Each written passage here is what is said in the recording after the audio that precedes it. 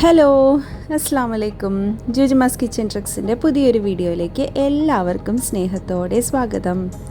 ഇന്ന് ജുജ്മ വന്നിട്ടുള്ളത് ഒരു തോരൻ്റെ റെസിപ്പി ആയിട്ടാണ്. ഒരു തോരനല്ല, ഒരു ഇൻഗ്രീഡിയൻറ്റ് വെച്ചിട്ട് രണ്ട് സ്റ്റൈലിൽ നല്ല വെറൈറ്റി ആയിട്ടുള്ള രണ്ട് തോരനായിട്ടാണ് വന്നിരിക്കുന്നത്. അപ്പോൾ നമുക്ക് എങ്ങനെയാണ് ഇത് രണ്ടും പ്രിപ്പയർ ചെയ്യുന്നതെന്ന് നോക്കാം. ഇതിന് വേണ്ടിയിട്ട് യൂസ് ചെയ്യുന്ന മെയിൻ ഇൻഗ്രീഡിയൻ്റ് എന്ന് പറയുന്നത് മുരിങ്ങയുടെ പൂവാണ്. ഇപ്പോൾ മുരിങ്ങയുടെ സീസണാണല്ലോ, അപ്പോൾ മുരിങ്ങയ്ക്ക നമ്മൾ അധികം ഇങ്ങനെ മൂത്ത് പോവാതെ ആ മീഡിയം പാകത്തിന് തന്നെ പൊട്ടിച്ചെടുത്തിട്ട് എന്ത് കറി വെച്ചാലും ആയിരിക്കും നല്ല ടേസ്റ്റായിട്ട് ഉണ്ടാവുക. അപ്പോൾ ആദ്യത്തെ നമ്മുടെ റെസിപ്പി എന്ന് പറയുന്നത് ഈ രണ്ട് മുരിങ്ങയ്ക്കയാണ് എടുത്തിട്ടുള്ളത്. രണ്ട് മുരിങ്ങയ്ക്കയുടെ ഇതുപോലെ പകുതിയാക്കിയിട്ട് അതിൻ്റെ അകത്ത് നിന്നിട്ടുള്ള ഈ സംഭവമില്ലേ, ഇത് മുഴുവനും ഇതുപോലെ ചുരണ്ടിയെടുക്കണം. അത് വെച്ചിട്ടാണ്, അതും മുരിങ്ങയുടെ പൂവും വെച്ചിട്ടാണ് ആദ്യത്തെ റെസിപ്പി ഉണ്ടാക്കുന്നത്. അങ്ങനെ ഇത് മുഴുവനായിട്ടും അതിൻ്റെ ആ കായയും അതിൻ്റെ ഉള്ളിലുള്ള ആ ഫ്ലഷ് മൊത്തത്തോടു കൂടിയിട്ട് ഇതുപോലെ ചുരണ്ടിയെടുത്തിട്ട് ഒരു ഡിഷിലേക്ക് ഇട്ട് കൊടുക്കണം.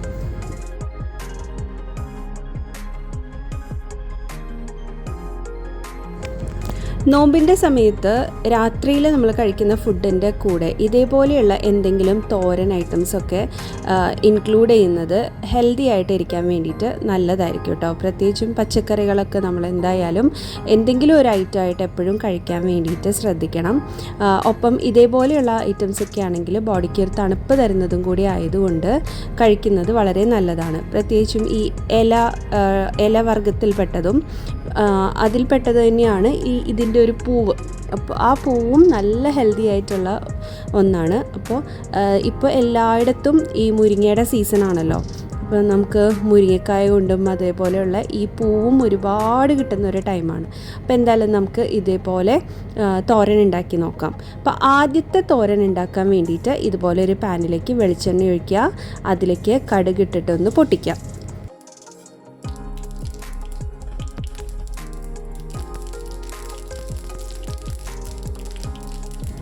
കടുക് പൊട്ടിക്കഴിയുമ്പോൾ അതിലേക്ക് ഒരു സവാള ചോപ്പ് ചെയ്തത് ഇട്ട് കൊടുക്കണം.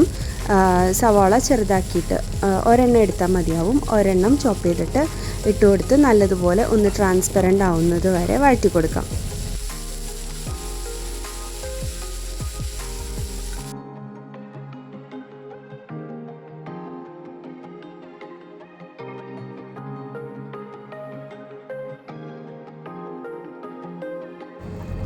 ശേഷം ഇതിലേക്ക് ആഡ് ചെയ്ത് കൊടുക്കുന്നത് ചതമുളകാണ്. ചതമുളക് മാത്രമാണ് നമ്മൾ എരിവിനായിട്ട് ഈ തോരനിലേക്ക് ചേർത്ത് കൊടുക്കുന്നത്. മുളക് പൊടി ചേർക്കുന്നില്ല. ചതമുളക് ചേർത്തിട്ട് നന്നായിട്ടൊന്ന് ഇളക്കി ആ ഒരു കുത്തുമണം ഒന്ന് മാറുന്നത് വരെ ഒന്ന് മിക്സ് ചെയ്ത് കൊടുക്കാം.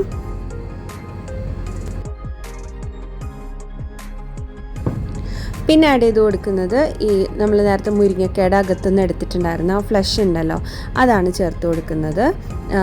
ഇത് വേഗം തന്നെ വെന്ത് കിട്ടുന്നത്. ഇതിന് രണ്ടിനും ഏകദേശം ഒരേ വേവാണ്, പൂവിനും ഈ ഒരു ഫ്ലഷിനുമായിട്ട്. അപ്പോൾ രണ്ടും നമുക്ക് ഒരുമിച്ച് ചേർത്താൽ മതിയാവും. പിന്നെ ആവശ്യത്തിനുള്ള ഉപ്പ് ഈ ഒരു സമയത്ത് ചേർത്ത് കൊടുക്കുക. ശേഷം ആ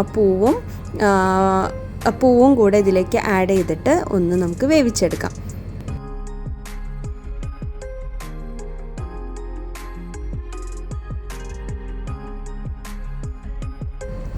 ഈ സമയത്ത് ഇതിലേക്ക് കുറച്ച് മഞ്ഞൾപ്പൊടിയും കൂടെ ചേർത്ത് കൊടുക്കണം. മഞ്ഞൾപ്പൊടി ഒരു 1/4 ടീസ്പൂൺ മഞ്ഞൾപ്പൊടി കൂടി ചേർത്ത് കൊടുക്കാം. മഞ്ഞൾപ്പൊടിയും കൂടെ ചേർത്ത് കഴിഞ്ഞാൽ പിന്നെ ഇതിലേക്ക് വേറെ ഇൻഗ്രീഡിയൻസ് ഒന്നും തന്നെ ചേർക്കാനില്ല. ഇത്രയും ഐറ്റംസേ ചേർക്കുന്നുള്ളൂ. സവോളയും നമ്മുടെ ചതച്ച മുളകും മഞ്ഞൾപ്പൊടിയും മുരിങ്ങക്കയുടെ ഈ പൂവും അതിൻ്റെ ഫ്ലഷും, ഇത്ര ഐറ്റംസേ ചേർക്കുന്നുള്ളൂ. ഇത് നന്നായിട്ട് ഇളക്കി ഒന്ന് യോജിപ്പിക്കുക. അടച്ചു വെച്ചിട്ട് നമുക്കൊരു 2 മിനിറ്റ് വേവിച്ചെടുക്കാം. ആ സമയം കൊണ്ട് നമുക്ക് വേറൊരു ഡിഷിലേക്ക് ഒരു മുട്ട ഒന്ന് പൊട്ടിച്ചൊഴിക്കണം.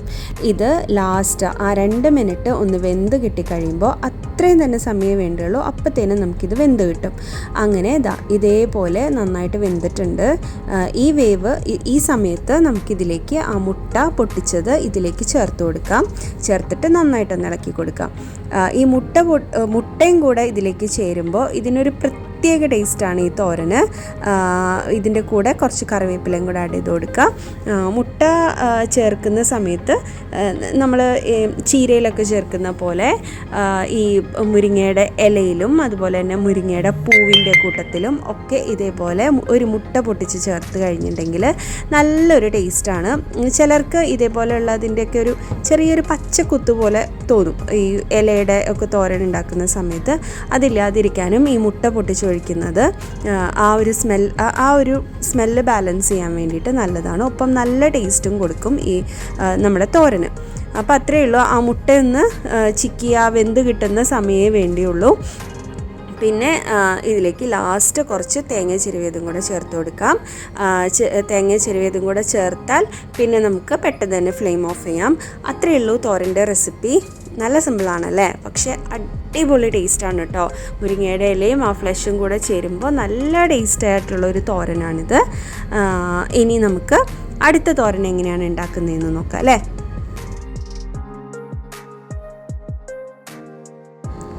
അടുത്ത തോരൻ ഉണ്ടാക്കാൻ വേണ്ടിയിട്ട് പാൻ വയ്ക്കുക. അതിലേക്ക് വെളിച്ചെണ്ണ ഒഴിക്കുക. വെളിച്ചെണ്ണ ചൂടാവുന്ന സമയത്ത് ഒരു സവാള ചോപ്പ് ചെയ്തിട്ട് ഈ വെളിച്ചെണ്ണയിലേക്ക് ആഡ് ചെയ്ത് കൊടുക്കാം.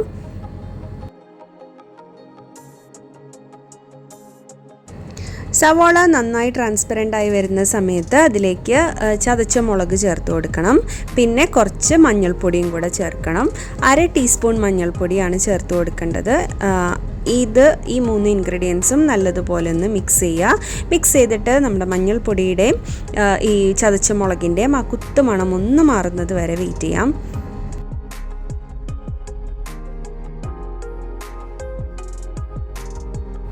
അടുത്തതായിട്ട് ഈ തോരനിലേക്ക് നമ്മൾ ആഡ് ചെയ്യുന്നത് വേറൊരു ഇൻഗ്രീഡിയൻ്റ് ആണ്, ക്യാരറ്റ് ഗ്രേറ്റ് ചെയ്തത്. ഒരു ക്യാരറ്റ് ഗ്രേറ്റ് ചെയ്തിട്ട് അത് ഇതിലേക്ക് ചേർത്ത് കൊടുക്കാം. ഈ ഒരു തോരൻ ഇത് നിങ്ങൾ എന്തായാലും ഒന്ന് ട്രൈ ചെയ്ത് നോക്കൂ കേട്ടോ. നല്ല ഒരു ഡിഫറെൻ്റ് ആയിട്ടുള്ള ടേസ്റ്റാണ് ഈ മുരിങ്ങയുടെ പൂവും അതേപോലെ തന്നെ ഈ ക്യാരറ്റും കൂടെ ചേർക്കുമ്പോൾ നല്ല ടേസ്റ്റാണ് കേട്ടോ ഇത് തരുന്നത്. അപ്പോൾ ഇതേപോലെ എന്തായാലും ഒന്ന് ട്രൈ ചെയ്ത് നോക്കണേ. പ്രത്യേകിച്ചും ഈ ഒരു സീസണിൽ മുരിങ്ങയുടെ പൂവ് കിട്ടുന്ന സമയത്ത് ഇതേപോലെ ക്യാരറ്റും കൂടെ ചേർത്തിട്ട് എന്തായാലും ഒന്ന് ഉണ്ടാക്കി നോക്കൂ കേട്ടോ. അപ്പോൾ ഈ സമയത്ത് നമുക്ക് ആവശ്യത്തിനുള്ള ഉപ്പൊന്ന് ചേർത്ത് കൊടുക്കുക.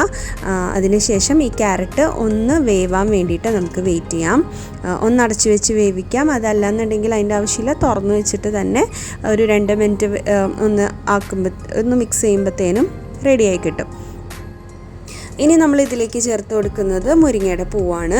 പൂവ് ഒരു കപ്പോളം ഇതിലേക്ക് ചേർത്ത് കൊടുക്കാം.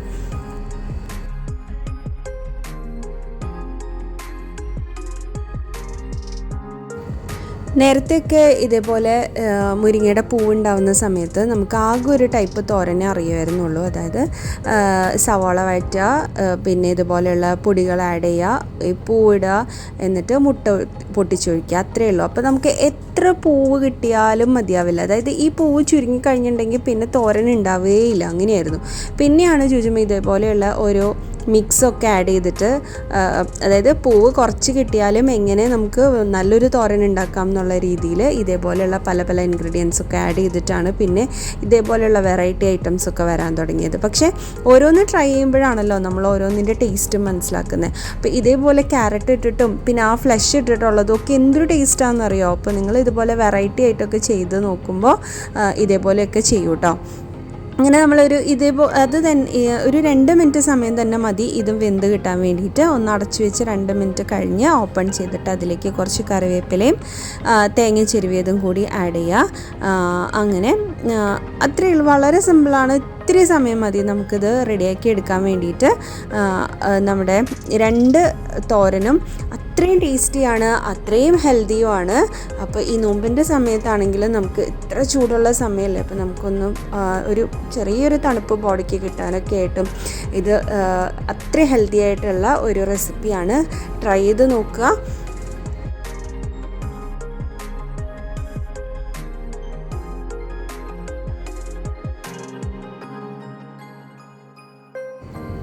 നമ്മുടെ വീഡിയോസ് ആദ്യമായിട്ട് കാണുന്ന ആരെങ്കിലും ഉണ്ടെങ്കിൽ ചാനൽ സബ്സ്ക്രൈബ് ചെയ്യാനും ഒപ്പം തന്നെ നമ്മുടെ വീഡിയോസ് എല്ലാം കണ്ടിട്ട് ഇഷ്ടപ്പെടുകയാണെന്നുണ്ടെങ്കിൽ ലൈക്ക് ചെയ്യാനും ഒപ്പം തന്നെ നിങ്ങളുടെ വാല്യുബിൾ ആയിട്ടുള്ള കമൻറ്റ്സ് അറിയിക്കാനും മറക്കരുത്.